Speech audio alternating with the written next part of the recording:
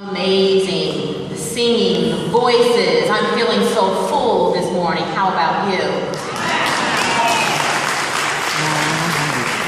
Well, welcome to you all, and thank you, Wendi, for that kind introduction. And I also want to thank Tammy and the entire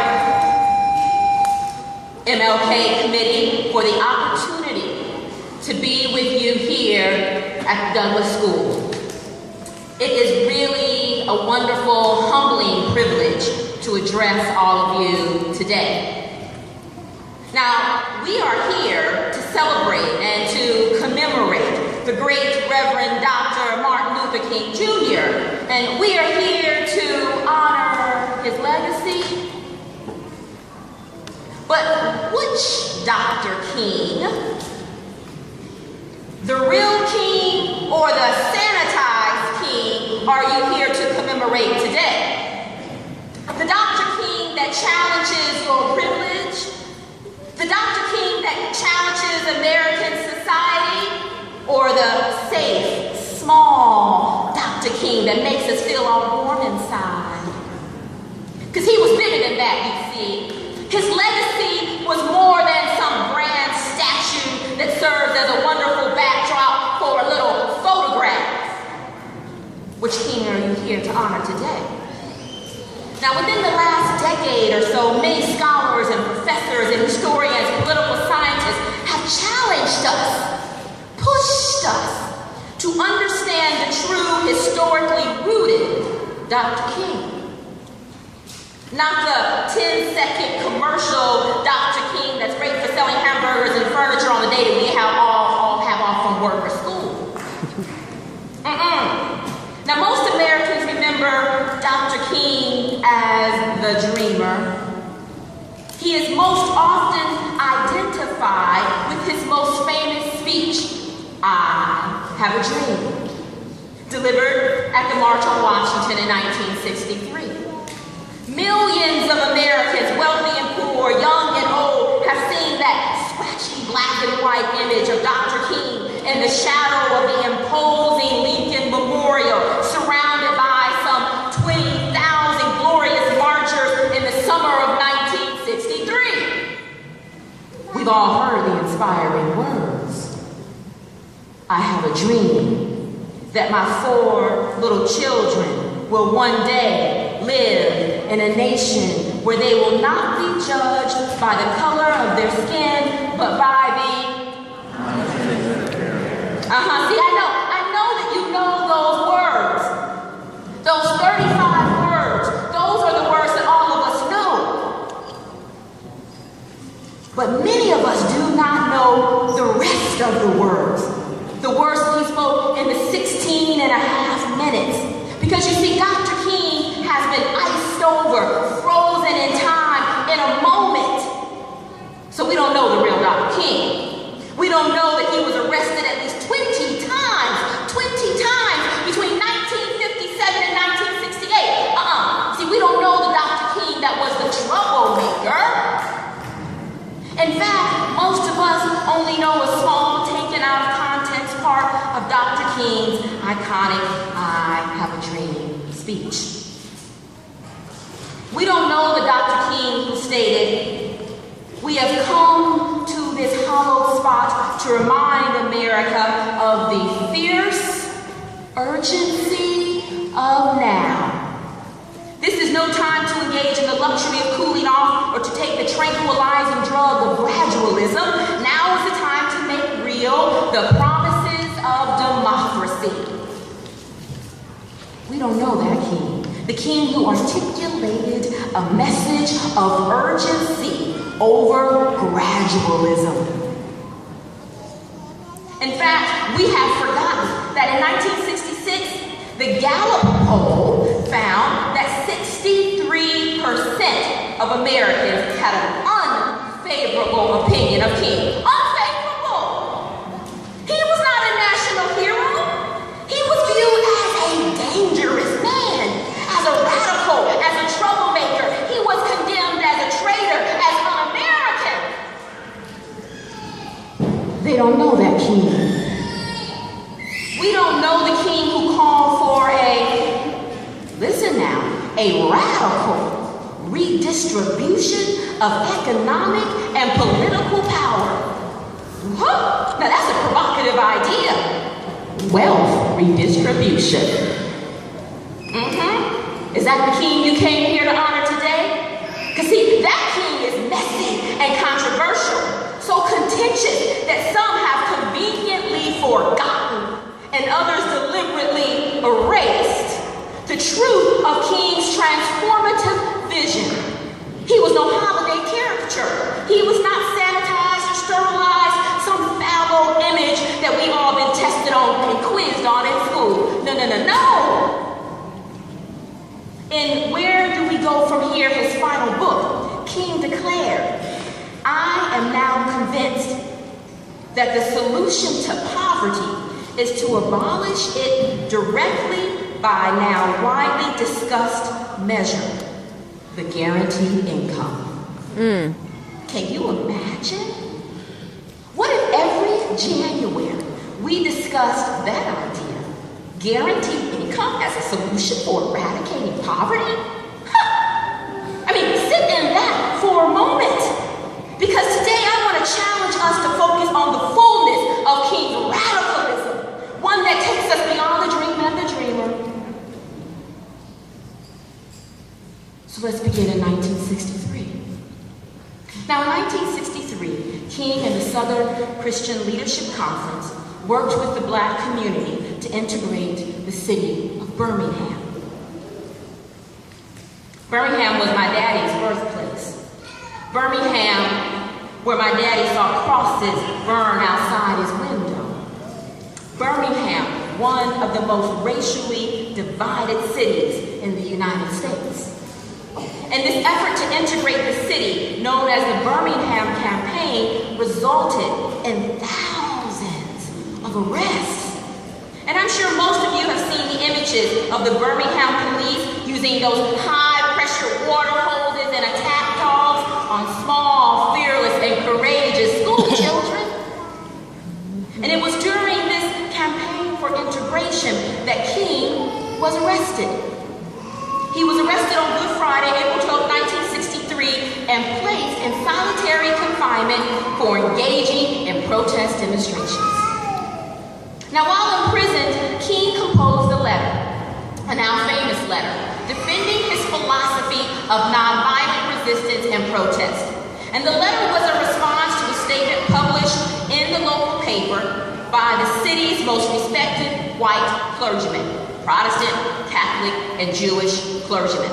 Now, these spiritual leaders attacked the protest campaign as, quote, unwise and untimely. Unwise and untimely. Now, King is jailed, but he decided that he was going to respond to the clergymen in the form of an open letter. And his letter began very simply. While confined here in Birmingham City Jail, I came across your recent statement calling our present activities unwise and untimely. He then went on to note, I have never engaged in a direct action movement that was well-timed. According to the timetable of those who have not suffered, for years now, I have heard the word wait. This wait has almost always meant never. But he was not done. King went on to conclude, there comes a time when the cup of endurance runs over and men are no longer willing to be plunged into the abyss of injustice where they experience the bleakness of corroding despair. So I hope, sirs, you can understand our legitimate and unavoidable impatience. Legitimate and unavoidable impatience. King's philosophy of legitimate and unavoidable impatience was rooted in a long history of American protest for freedom and justice and equality. So the question I pose to you today, my beautiful people, is why not choose impatience? Because Because King told us justice too long delayed is justice denied. Indeed, justice was denied in Montgomery, Alabama. In 1954, Dr. King had become the pastor of Dexter Avenue Baptist Church in Montgomery. At the time, the city's 50,000 African Americans deeply resented segregated seating on buses and all of the other daily forms of racial injustice that they were forced to endure until they wouldn't endure anymore, until their cup of endurance ran over, until their legitimate and unavoidable impatience spilled forth. Certainly, Claudette Colvin was legitimately and unavoidably impatient. Now, based on research of several scholars and a book by Philip Hughes, we now know about young Claudette Colvin in Montgomery, Alabama. Her cup of endurance ran over. Now, at school, Claudette and fellow students, they've been studying African-American activists and freedom fighters and leaders like Harriet Tubman and Sojourner Truth. And in her school, they were encouraged to discuss those daily injustices that Black people, especially young Black women, were forced in Montgomery, right, to experience day in and day out. Claudette Colvin once said that she couldn't try on clothes or shoes in the city stores. And so she would take a brown paper bag and trace her foot size. And she had to take that little etching of her foot to the store because she couldn't try on shoes at the store. So you see, on March 2nd, 1955, Claudette Colvin's cup of endurance ran over. Now, if you don't mind, I would like to invite 15-year-old Claudette Colvin to join us this morning. Is that all right? Because I think that her story in her own words can best describe what happened to her on March 2nd.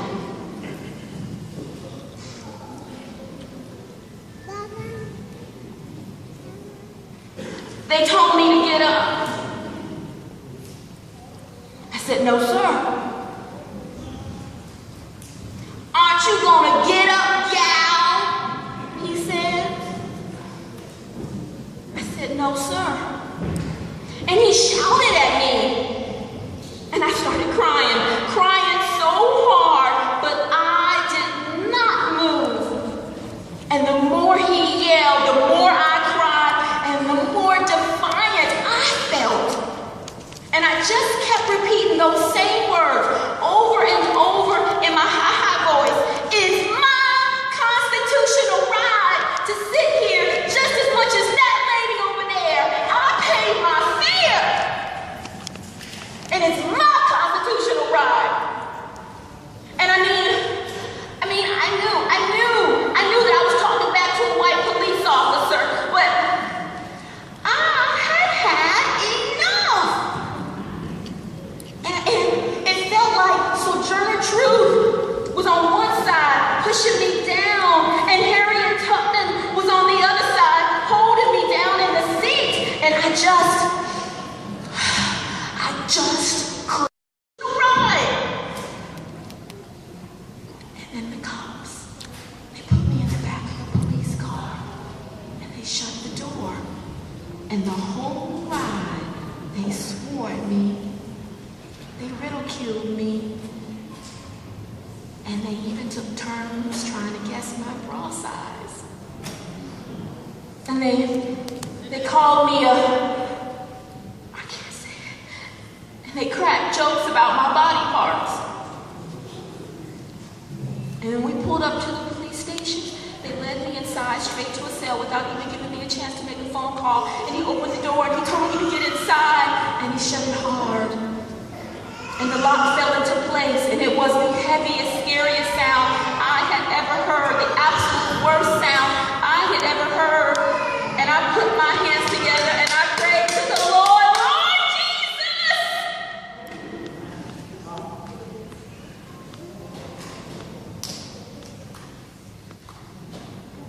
2 weeks later, Claudette Colvin met Rosa Parks. 2 weeks Weeks later, Claudette Colvin met Rosa Parks, head of the NAACP Youth Council. That's right, Rosa Parks was not just some overworked, tired seamstress. She was an active member of the NAACP. She was a community leader. She was not the first person to defy segregated seating on a bus in Montgomery. And as a young activist, Rosa Parks participated in secret meetings to raise money for the Scottsboro ruins.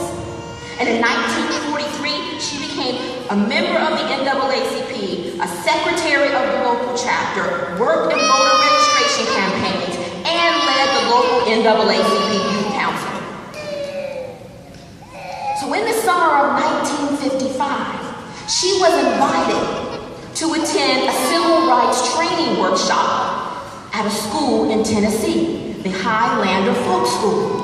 Now, the Highlander Folk School was an amazing institution, and it was established by Miles Horton. Now, Miles Horton was a poor white man from Tennessee, but he believed that oppressed people could bring about their own liberation.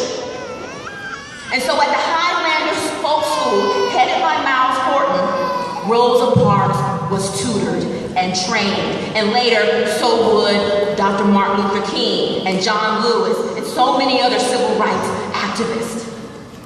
Now, Rosa Parks was profoundly transformed by her experience at the Highlander Folk School. And then, only 2 weeks after she returned home from the Highlander Folk School, she learned that a little black boy had been kidnapped out of his uncle's home, tortured and murdered. A little boy named Emmett Till. So, in March of 1955, Claudette Colvin refused to give up her seat. In July of 1955, Rosa Parks is in training at the Highlander Folk School. A month later, in August of 1955, Emmett Till was killed in Mississippi. So on December 1st in 1955, when Rosa Parks, a 43-year-old African-American woman, stepped forward to pay her dime, she was not a tired old woman. She was a woman tutored at a civil rights workshop. She was a woman who sat at the feet of Miles Horton. She was a civil rights activist, a member of the NAACP, a community leader, a mentor to Claudette Colvin, a woman who had wept for Emmett Till. So you can see, she was also legitimately and unavoidably impatient and tired of injustice. So on Monday, December 5th, the night after the boycott at the Hope Street Baptist Church, King perfectly captured the frustration of Parks, Colvin, and so many other African Americans in Montgomery. He said, "There comes a time when people get tired of being trampled over by the iron feet of oppression." And his thunderous voice could be heard inside and outside of the packed church. "There comes a time," Dr. King said, "when people get tired of being plunged into an abyss of humiliation where they experience the bleakness of nagging despair." So in Montgomery, the time had come. They would wait no more. And those in attendance voted unanimously to continue the boycott. And the boycott lasted not for 1 month, not for 3 months, not for 12 months, but for 381 days, and resulted in the desegregation of the city buses. So I've shared Claudette Colvin and Rosa Parks' story with you to point out that most often we learn or celebrate these iconic figures. But when we learn about these folk, it's a sanitized history, and often a forgetful history, a distorted history, a mythologized history that does not allow us to honor the courageous people who stood up for justice and equality. And we must reject with all of our being that version of history. So today, we must decide which king we are here to commemorate. We must honor the king who refused to be silent.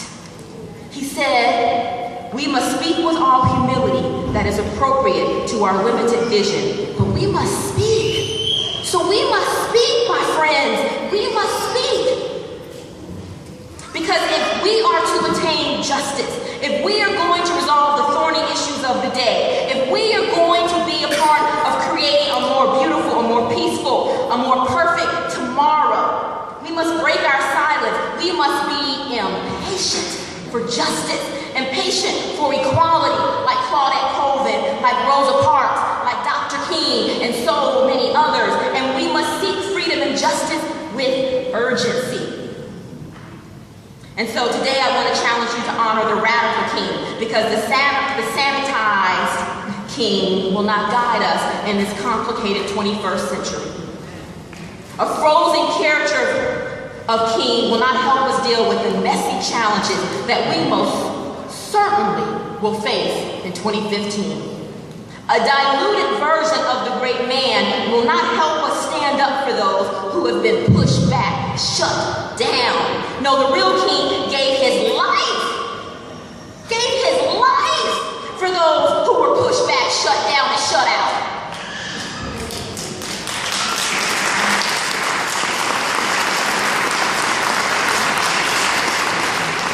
King lifted the plight of the poor, the oppressed, the neglected, and he challenged us to be a better America. So if we are going to continue King's legacy, we have to honor the radical king.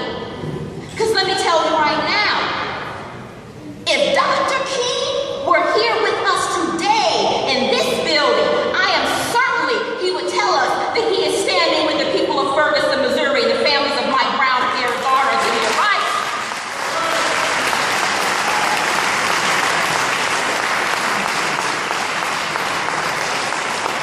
If Dr. King were here today, he would participate in voter registration drives and Moral Monday protest campaigns against voter repression.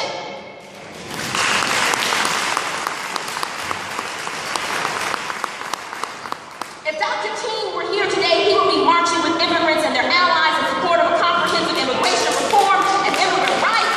He would sit at the table with dream defenders. If Dr. King were here today, he would be joining hands with activists to end the persistence of racial profiling and stop the frisk tactics by police. And I know this because in his 16-and-a-half-minute I Have a Dream speech, he spoke twice about the unspeakable horrors of police brutality.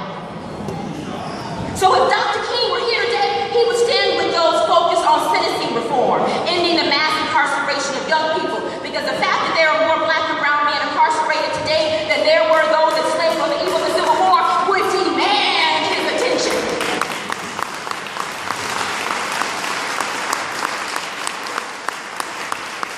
If Dr. King were here today, he would most certainly join hands with his Hindu, Muslim, Jewish, Sikh, Christian brothers and sisters and speak of love, not hatred and annihilation and destruction.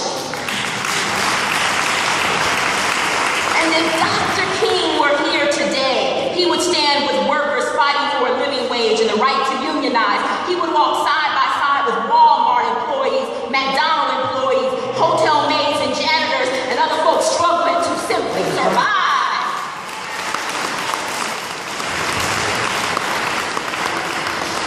Sure of this, because toward the end of his days, he became increasingly radical and spoke about the intersectionality of racism and classism. And he talked about economic exploitation, about slum housing, about overpriced food that we can't afford, about low-wage jobs.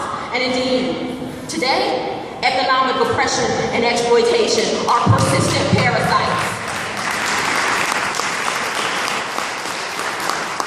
We are not free of poverty, and we are not free of hate or violence. And so more than a half a century later, we still need King. But we don't need the commercialized, sanitized, safe King. We need a radical King.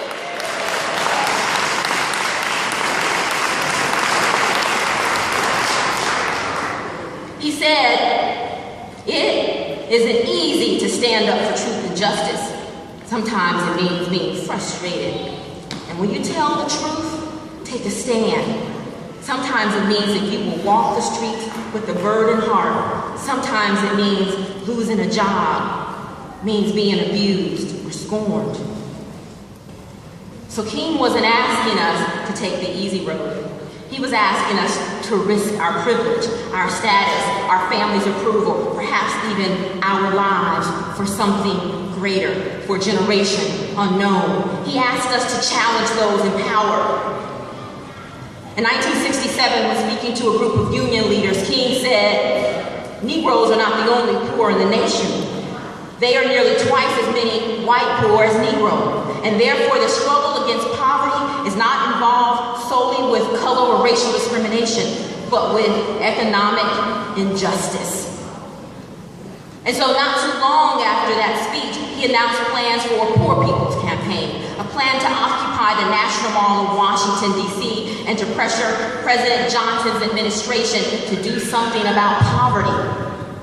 But he never had the chance. He never had the chance to participate because at the age of 39 on April 4th, 1968, he was assassinated in Memphis, Tennessee. And in his final speech in Memphis the night before he was slain, King told the crowd that he had seen the promised land. And even if he didn't live long enough to actually get there, he believed that America would get there one day. But we haven't arrived yet.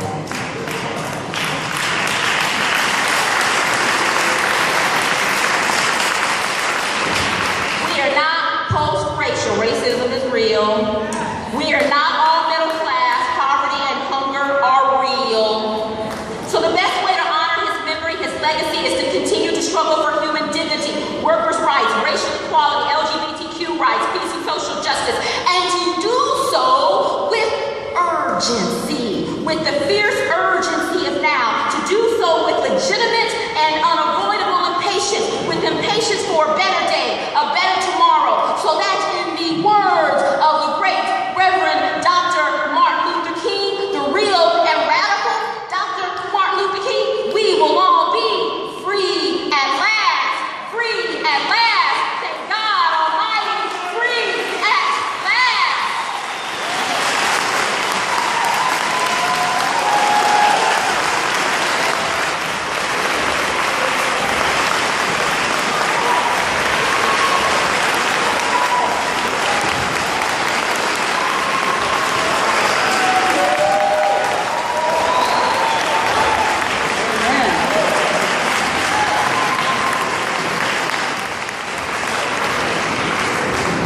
With that said,